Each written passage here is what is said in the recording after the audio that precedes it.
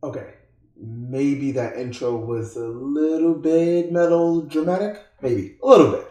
But this is where we're at. True Techno Gamer here. Welcome back to the channel. And I have some juicy one. This is a juicy one. This is some real stuff. If you follow gaming at all, or anything at this point, you probably heard this news that Microsoft did some stuff. And video games, as we know it, may never be the same. I'm going to break it down. There's a lot to cover. I'm not going to just recite the news, but I want to give you my take on what this really could mean and why. Let it be known, I am a PlayStation preferred gamer. This is not to get into some crazy fanboyism and some blind loyalty to PlayStation, because that's not what it's about. I simply prefer PlayStation games, and I generally prefer PlayStation hardware as it is today. That has not always been the case. I have Game Pass today. I play Xbox games on my PC. I don't have an Xbox Series console, but I've had 360. I've had Xbox One in my home different times. I played Microsoft, Xbox games, and I respect what Xbox does. Obviously, Nintendo as well. Nintendo is doing their thing, and much love to all. It's all about gaming. That said, for me personally, I like to sit down in my couch, in my chair, and play on a PlayStation when I really want to dig in to some games. So, the Bombshell, of course. Let me just reiterate for those that may have missed it somehow. What does this mean from a PlayStation preferred gamer? The news: Microsoft has purchased Activision Blizzard for, you ready? $68.7 billion, nearly $70 billion. This, by the way, is roughly 10 times the cost of what a year ago was the largest single game purchase, publisher purchase in history when Microsoft bought Bethesda. And that was around $7 billion. So here we are, $70 billion they spent to purchase Activision Blizzard. Now, why is that a bombshell? Well, for those that don't know, Activision Blizzard is actually a combination of two companies, Activision and Blizzard, both of which have very, very storied histories in gaming. Activision has been in gaming since the Atari days. Blizzard has been a huge game developer, and a huge force on the PC especially. And they merged some time ago. So now Microsoft has bought that one company that houses both companies' history and assets and franchises. So, what are some of those franchises? Activision has done a ton of games over the years, but the key ones that you may have heard of is for Activision is Tony Hawk's Pro Skater, which was once huge back in like the PS2 era. That was a huge franchise, one of the biggest at the time. Not so much now, but they own it. Microsoft owns it. So Tony Hawk Pro Skater, Crash Bandicoot. Guys, anyone here remember that Crash Bandicoot was considered the mascot for the PlayStation 1? It's Sony's mascot. Microsoft owns Crash Bandicoot now, as well as Spyro the Dragon, if folks remember that. Initially created by Insomniac game, which, by the way, is a Sony-owned studio today. Weird. Spyro, Crash, and of course, the big one, Call of Duty. Yeah, I saved it for last. That's the big one. Reason why Activision costs so much is because they own Call of Duty, which, by the way, every year, pretty much for the last over a decade almost, Call of Duty is the #1 selling video game every year across every platform. It comes out on everything up to this point. PlayStation, Switch has had versions, Wii have had versions, and etc.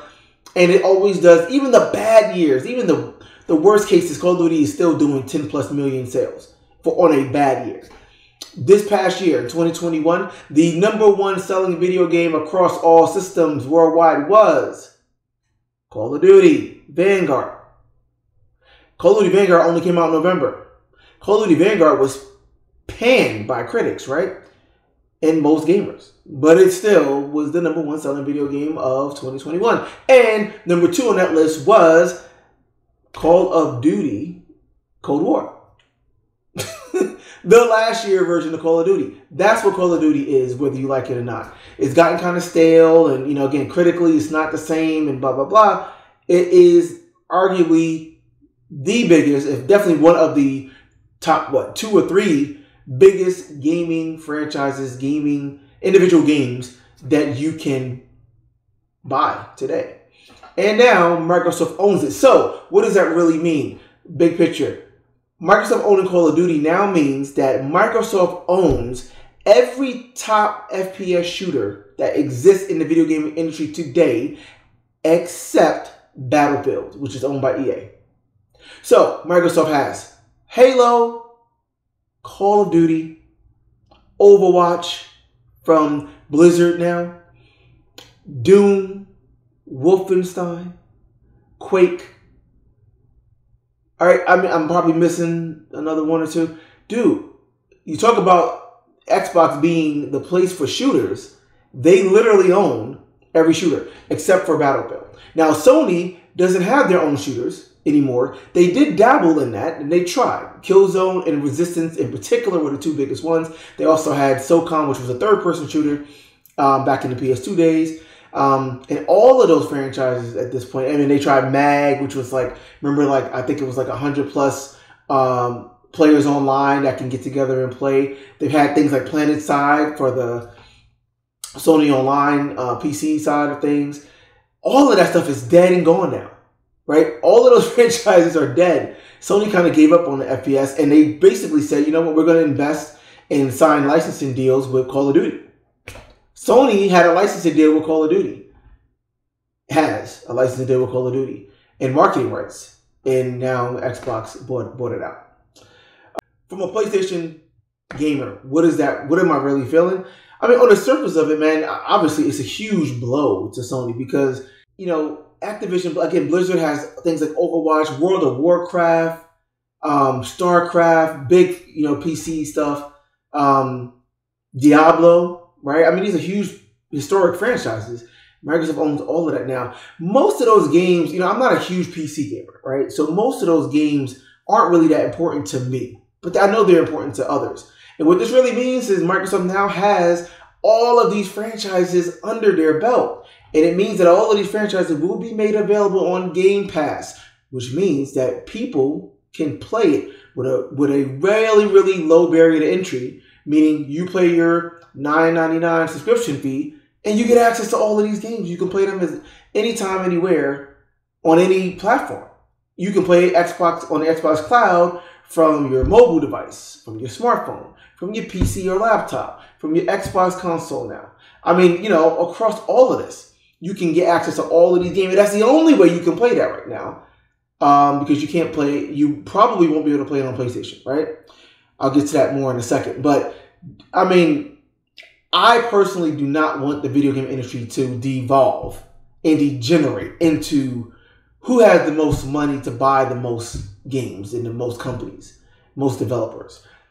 That's horrible. I mean, on the surface of it, I absolutely am disgusted by it, frankly. For years and years and years, you know, Microsoft has had the narrative, they don't have the games, they can't compete with Sony and Nintendo and their games. And they've tried. From Xbox, the original Xbox, they tried investing in their own game studios to build their own games. And yeah, 360, they invested a lot more in third parties at that point. And they bought studios like Rare and Lionhead. And a lot of that stuff just fell on its face. And all of the attempts they had for like their own first party games, especially from Xbox and 360 days, largely fell flat. So finally, they're like, you know what? We're tired of this no game narrative. We need content. We get it. We're going to get content. And Phil has said that for the last, 8 years. We're going to get content. But we didn't know what he meant. So to get content, instead of just giving, your existing studios and investing in more resources for your studios, they just say, yeah, we need content. Let's go get it. By buying up, like, basically the whole damn industry. Right? Very American way. Buy up all of the content and basically starve out your competition so they can't get any content on their system. Very American way. Let's be honest. This affects Sony mostly because Sony is in much more direct competition with Xbox historically as well. People, the optics and the thought for most people is that it's Xbox and PlayStation, right? It's Sony versus Microsoft. And they rely on the same companies for their third-party content. Sony relies on Call of Duty and Activision games and Bethesda games, right? Just as much as Xbox did before, right? So by taking those away, you're kind of starving, slowly starving, Sony of content. And not only that, but again, having Game Pass is just so enticing because you get to go and play these games for free or for no additional cost with a relatively low streaming cost per month. All right. And it's like Sony is charging you to play these games $70, $60, $70. Which one are you going to choose? Right. So PlayStation has the most to lose and I think is definitely going to be most affected here for sure. But I don't want to see, now, of course, the obvious question is, well, what does Sony do to respond? And, who are they going to buy? I don't want to see that. That's exactly the worst thing that can happen here, right? The video game industry is basically consolidated to two huge entities and Sony and Microsoft, and half of the games are here and half of the games are there. No, man, that's not good for anybody. There's an assumption here, right? Let's call it out. The assumption here is that now that Microsoft owns these franchises, that owns these studios, all of their games are going to be exclusive to Xbox and Game Pass, I should say, and won't be available on PlayStation, essentially, and Nintendo. But Nintendo, again, doesn't really rely on them. That's an assumption. Officially, that's not confirmed. Officially, Phil Spencer, head of Microsoft Gaming, has said that he has no intention of taking Activision Blizzard franchises from other platforms, PlayStation, Nintendo. Hard to believe that you would spend $70 billion to get the industry's biggest game. That, by the way, has been selling most on PlayStation platforms and somehow keep it available on PlayStation as well as Xbox. Where, it's not like PlayStation has Game Pass or anything like that. You're not going to get that, revenue stream from the PlayStation as much. I don't buy it. A lot of people don't buy it. But it does remain to be seen. If it is the case that Microsoft, did this, spent $70 billion and gets Activision and Blizzard IP and keeps it all available on PlayStation, in any other platform but PlayStation, I wouldn't have much of a problem with this, to be honest. As a gamer, right, I wouldn't have much of a problem with this. A lot of the advantages of this buy, which I'll talk about right in a second, will still be there. And, every gamer that wants to play their games can still play on whatever platform they want, including PlayStation and Stadia and whatever else, right? So I wouldn't have a problem with it, but that's a big if, and that's not one that I think is actually true. Now, the assumption that they are going to keep it within the Xbox ecosystem is probably a much more realistic one. Now, with that said, you got to think, why did Microsoft really do this? There's been talk of course, the obvious thing is they want to get content for Game Pass, right? That makes sense. The more games they can get into Game Pass, the more people will get it, the more enticing it is. And that's really what they care about. The current Microsoft gaming platform is Game Pass. It's not Xbox. It's not a console. It is Game Pass, a subscription service that can be used to play games made by Xbox Studios on various platforms, including mobile, console, and PC right now, right? The other thing to keep in mind here, though, is that, this kind of deal is just not a done deal yet. This announcement is basically of Microsoft's intent to buy. In other words, Call of Duty is going to be on PlayStation this year in 2022. Warzone is going to continue to be active on PlayStation in 2022 and likely beyond that. It's even possible that 2023 Call of Duty will be on PlayStation as well. It's possible that this deal might not be finalized until well into 2024. It might be 2023 if they're lucky, if everything goes smooth. But this year in 2022, it doesn't really mean anything. It's not official yet. And PlayStation and Nintendo still going to get whatever games or whatever content they were going to get from Activision and Blizzard. Let me touch on the positives here. there is a flip side to this. There's a couple of things that this is good. I mean, obviously from Microsoft's standpoint, from a business standpoint, it makes sense. You want to get as much content, as much games on your platform as possible, obviously. For Activision and Blizzard, this also is a good move. For those that don't know, Activision and Blizzard have been, in a really ugly place as of late. There's been a host of scandals, accusations of abuse in the workplace. I'm not even going to go into it. They literally are still in litigation right now with the city of Los Angeles, I believe. CEO is, there are people boycotting their games. There's a host of employees that just got up and left the company over the last few months. Activision and Blizzard has not been a good place. By the way, several of the games that were in development and had been announced, like Overwatch 2 and Diablo 4, were announced to basically be on hold indefinitely as a result of all of this stuff, all of this drama and scandal. It's been ugly.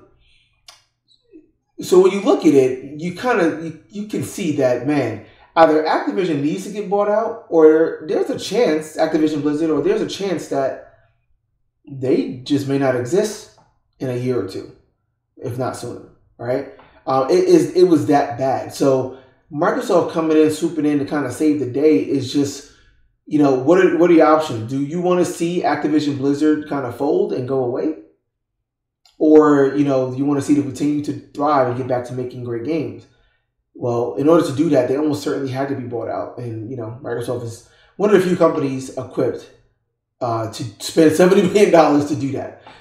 Everyone talks about how it's such a great time to be a gamer. And it is in a sense, but a lot of gaming studios are in some of the worst positions they have ever been. A lot of them are struggling. And I mean struggling in terms of their ability to even make games, release games. The games and output that they're putting out is subpar by their own standards, and they're critically panned. They're not selling as well. You look even at Bethesda, right, that Microsoft purchased. I mean, at the time, Bethesda was not on their highest point, right? They haven't made an Elder Scrolls game in a while. Fallout 76 was a huge, disappointment and very basically a flop. You look at companies like Ubisoft. Assassin's Creed was doing pretty well still, but the Tom Clancy series, which is, kind of their other big thing, have not been doing well. Division 2 kind of flopped. Wetlands kind of flopped.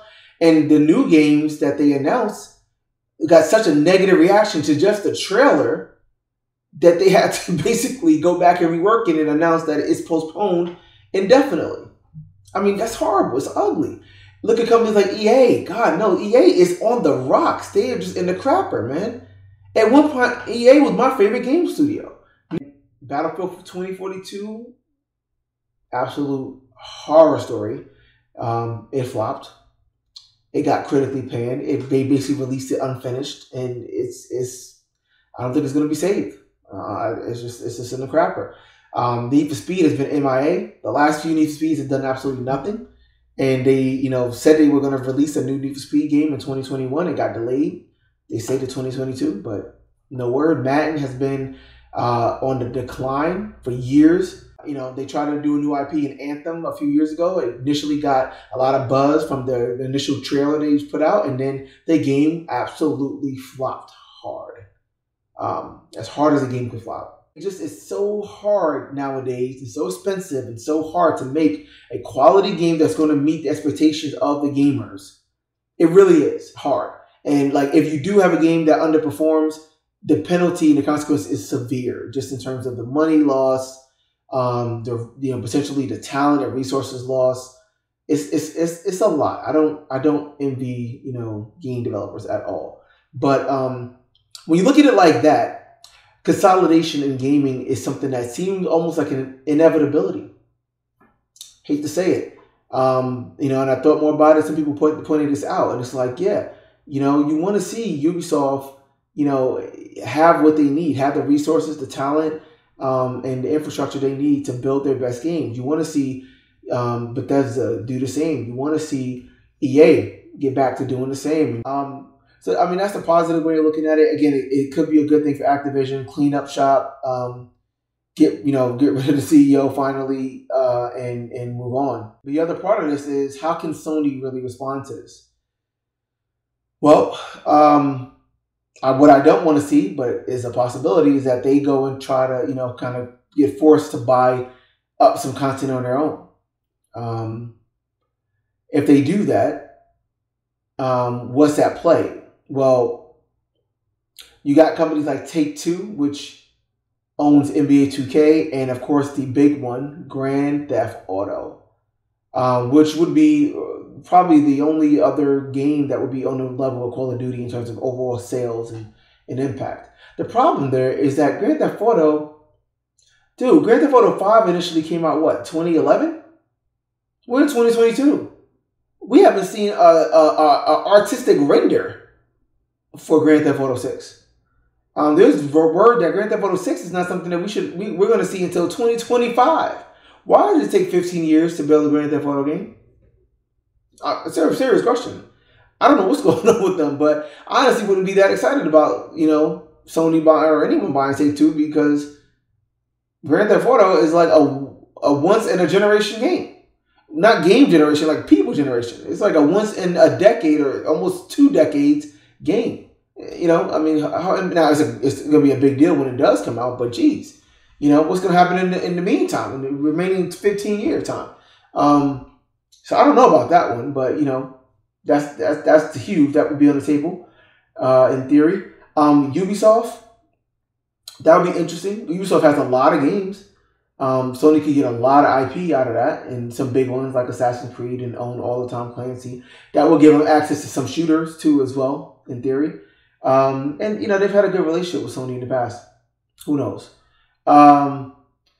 The big ones, though, I think Sony, if they were going to do that, should focus in on the Japanese market. That's an area that Xbox has never been successful at. That's an area that a lot of those companies would not be inclined to probably be purchased by Microsoft if they can help it. And most of those companies are already really much embedded with Sony anyway, right? And they're pretty powerful, and that kind of makes sense. Sony being the big company, the Japanese company, bring them out. Companies like Square Enix, of course. Final Fantasy being really under Sony. Hasn't it kind of always been? Not always been, but ever since Final Fantasy VII, right? It came out on PlayStation. It was associated with PlayStation, even though it came out on PC and Xbox and everything later. But it was like a PlayStation, game, right? Final Fantasy X came out on PS2, right? Final Fantasy would be huge. I would love to see that. I think it would be in good hands under Sony. And then Dragon Quest is still big in Japan. And then Square has a bunch of other games like Tomb Raider. They published the Tomb Raider series, which again, Tomb Raider is another franchise that's kind of always been under Sony. So that'll be interesting there. I would like that, And then the other one is Capcom. I think would be a nice one. That's Resident Evil, which is still Resident Evil Village was a great game, one of the best games of 2021. Just having that whole collection in that franchise would be huge. Street Fighter, which is already exclusive to PlayStation. Street Fighter 5 is only available on PlayStation 4 and PC. It never came out on Xbox. So they're already kind of embedded with that. And then Monster Hunter, which is that's a huge selling game for Capcom, the biggest selling game for Capcom. That'll be a big one, for Sony to get. And then you got other stuff too, like Devil May Cry and a bunch of other series like historically that would be interesting for Sony to have. So I like it. I like Capcom. And then the other companies like Namco, Bandai, Dragon Ball Z, Tekken, Soul Calibur, so the 3D fighters, which again are not really that popular anymore, to be honest. But it's interesting. Tekken has always been, again, associated with PlayStation. Tekken 1 was on PlayStation. Tekken 2 was on PlayStation. Ridge Racer, right? Ridge Racer! I had to do it. That is another game and franchise that's always been associated with PlayStation. Even if they don't build a new Ridge Racer game, I mean, just being able to go back in the catalog and remaster or, just being able to play some of the old Ridge Racer games, that would be awesome. And very fitting for PlayStation. So that could be cool. It wouldn't be nearly as powerful as some of the other ones in my mind. It wouldn't have anywhere near the clout and the power to come close to competing with the Bethesda and the Activision Blizzard level, but I think that would be cool, right? Then you also got Konami. Now, Konami is not really doing much nowadays, but if Sony really bought them out and bought their IPs, Sony now, again, a traditionally PlayStation affiliated franchise, Sony would then have Metal Gear Solid. Metal Gear Solid is all but dead. Kojima left Konami, and by the way, that's another interesting purchase, Kojima Productions, which would be awesome. Much smaller scale. They're kind of like an indie studio, but it's Kojima, creator of Metal Gear and creator of Death Stranding most recently. That would be interesting. But Konami, to be able to get Silent Hill, to be able to get Metal Gear Solid, and there's a whole. Konami has a bunch of old arcade games, and I can't even think of everything now. Gosh, but that would be pretty cool, and hopefully Sony can do something with that, because who knows what Konami's doing? But Konami hasn't really put out much of anything. Yeah, Konami has Contra, right? I think that's Contra series, and yeah, that would be interesting too, right? So I just think that that's the market, and the cost of a lot of those companies are not going to be anywhere near what Activision Blizzard, even what Bethesda would cost. That's something that's more affordable for Sony, and it makes sense because a lot of those companies are already in bed with Sony. They already have exclusive deals or some kind of partnerships with Sony, and that's kind of cool. Keep it in house. Japan, runs with Japan. Can Sony really just do nothing? Continue as is? I think the answer to that is no. Even if they don't necessarily go buy other companies, they have to do some major changes to their overall business model and vision. It really does look like Phil Spencer in particular, I'm going to give him credit, and Microsoft have been playing chess ever since the launch of the Xbox One. They talked about it then, digital only, which is basically what Game Pass is digital only, always online, all that kind of stuff, that they said it in a way, and it was at a time where people could not accept it. They did not want to hear it, and they got panned for it. But that's exactly what they're doing. It's, the cloud. It talks about the cloud then and all this stuff. That's exactly what they're doing. It's the realization of all of that. And it's chess. Game Pass is the future. Why? Because the business model that I'm saying that Sony has been operating under is build a box, create a new generation, reset everything, try to get the most sales for that generation, reset everything for the next one, and continue on. And they've been pretty successful at that. They've been building these boxes that people have gravitated towards. They build great content for. They've gotten the most sales pretty much in every generation that they had, relative to their competitors. But every generation they reset. The numbers reset. You sell 155 million PS2s, but when PS3 comes out, it's 0. Why? Because they have no way of bringing the PS2 user base forward. Right? Now, they try to have some backwards compatibility and stuff like that, but fundamentally, there was nothing to really unify the PlayStation ecosystem like that, which is what Game Pass effectively is. Game Pass has Xbox. They don't have Xbox platform, specific console games. Game Pass has Xbox games. That includes Xbox One, Xbox Series, Xbox 360, original Xbox. All of Xbox is on Game Pass and can be played on every system, every platform now, be it a cloud or, native on your Xbox, your current Xbox Series consoles and your PC. That is how you take your ecosystem, you take your history, you unify it, and you make it make sense going forward. Every Xbox game device will be able to play all of Xbox, not an Xbox 360 game, but all of an Xbox. It's only Xbox games. And initially, when Microsoft was talking about and doing that, it was like, what the hell? It was confusing. It didn't make sense. But now you see that. And that's what's happening. Game Pass is not about how many people we can get playing on Xbox Series. Right? Game Pass is about how many people we can get playing games. Period. And it's at 25 million today. As I'm recording this, they announced that as part of the Activision purchase. 25 million Game Pass subscribers since Game Pass was created. That's pretty decent. That's pretty good, right? But the thing is, 5 years from now, if Microsoft releases an Xbox Series, Y or whatever, that number doesn't get reset. Game Pass is still going to exist. The number of subscribers that are still going to be able to go forward with it. So in 10 years, that number, 25 million, can continue to grow, continue to grow, continue to grow. It doesn't get reset. It doesn't have to cap off at 100 million before the new console launches. That's the modernized business model that they're doing. And that's where it makes sense, because the consoles have been capped at this like 100 million, 150 million figure. No console has ever sold more than like 155 million. No matter what has happened, no matter how successful, that's like the cap. Right? Most consoles are within 100 million lifetime, 7, 8, 9, 10 years of life.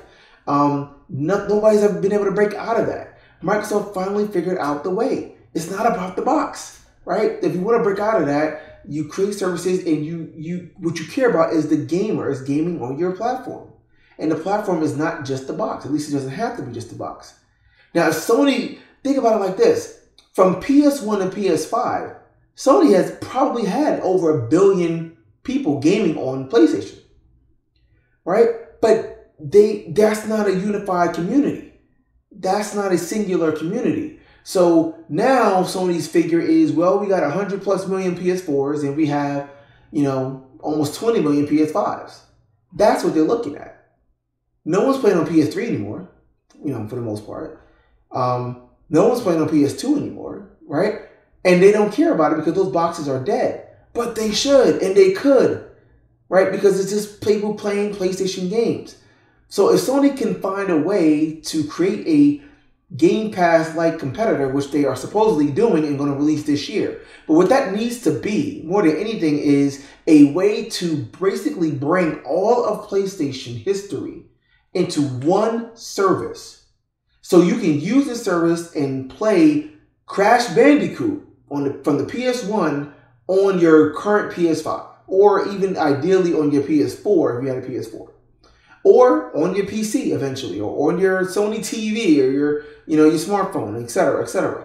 Ideally, that would be a competitor to Game Pass that would be compelling, because the one thing Microsoft doesn't have and can't probably get is Sony's catalog and history of gaming over the past almost 30 years now, right? And those classics, Metal Gear Solid 1, 2 on the PS2, Twisted Metal, I'm talking about some of the, SOCOM and Siphon Filter and, again, all of that kind of goodness, man, right? And going up to Resistance and Killzone and Motorstorm on the PS3. And, there's a ton of gems out there that a lot of those games are just dead because the console that they released on the time is dead. And that's not right. And people have talked about this. This is Sony's biggest flaw. So what they need is a service like Game Pass that can bring that forward. And there still is rumors and patents indicating that they may have just that. They may have some way using the cloud to allow PlayStation 1, 2, and 3 games, for example, to be played on a PS5 or PS4. We shall see. But if they do, I think Sony will be back in the game, and that's the way to do it. It's funny, when you look at this situation now, I gotta say this, right?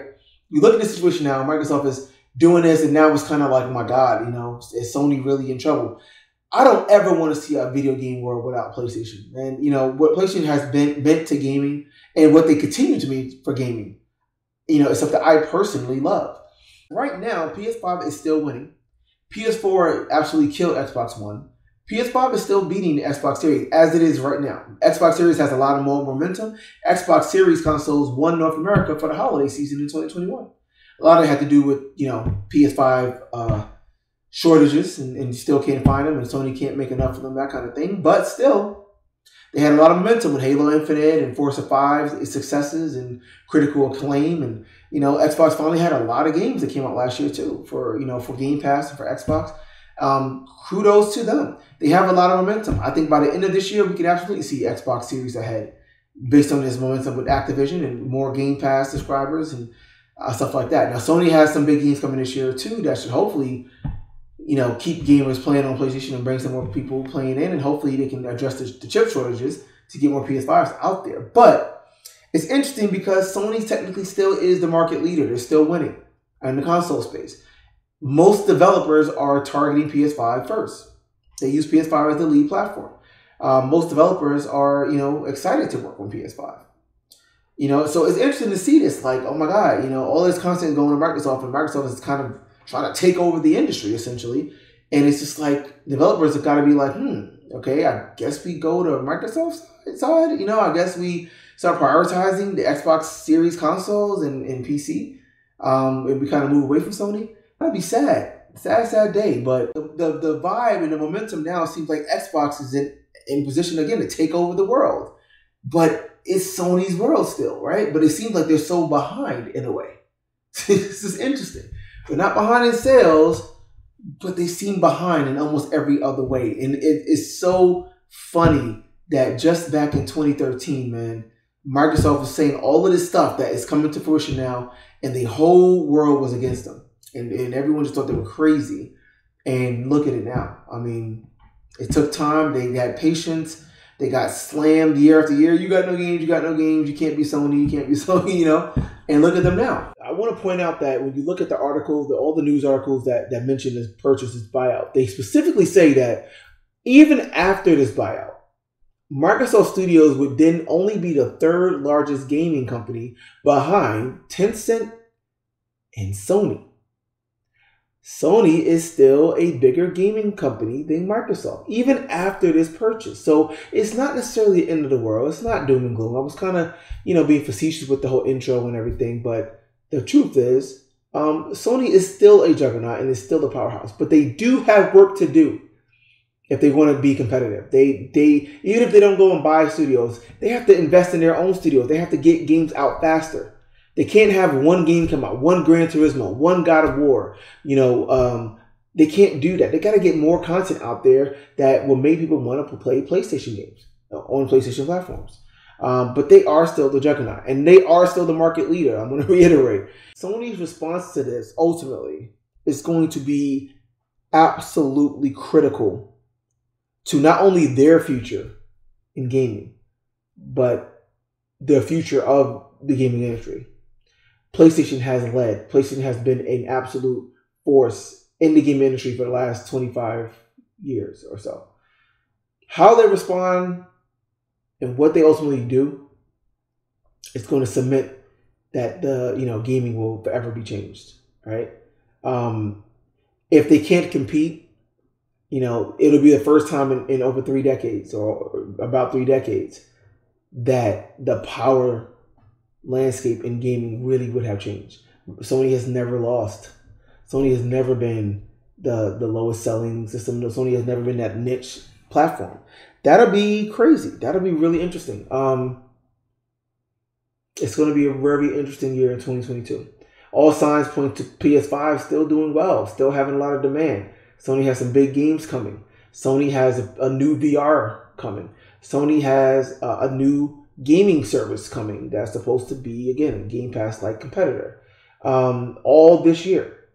And other games I'm sure that they haven't announced yet. At the end of the day, yes, I'm a PlayStation preferred gamer. I applaud Xbox and Phil Spencer in particular for what he is doing, what he has done over the last 8 years, how he's turned that ship around, how he's playing chess and innovating and disrupting and changing the game, quite literally. You got to give him credit for that. I absolutely do. This is really big, man. I don't know. This is really, really significant. It's crazy. I still can't process it all. But if you actually made it to the end of this video, I'm not even sure if I even put this video out. But if you did, I love you. God bless you. I appreciate the support. I appreciate the love. Hopefully this was interesting. Keep an eye out on this space on my channel and just in general for follow-up news to this and just news for whatever's happening in gaming, because this is pretty significant. Gaming may never be the same, but I do appreciate you. I do love you guys. So till next time, till next video, I'm going to go get some sleep. You do the same. Talk to you later.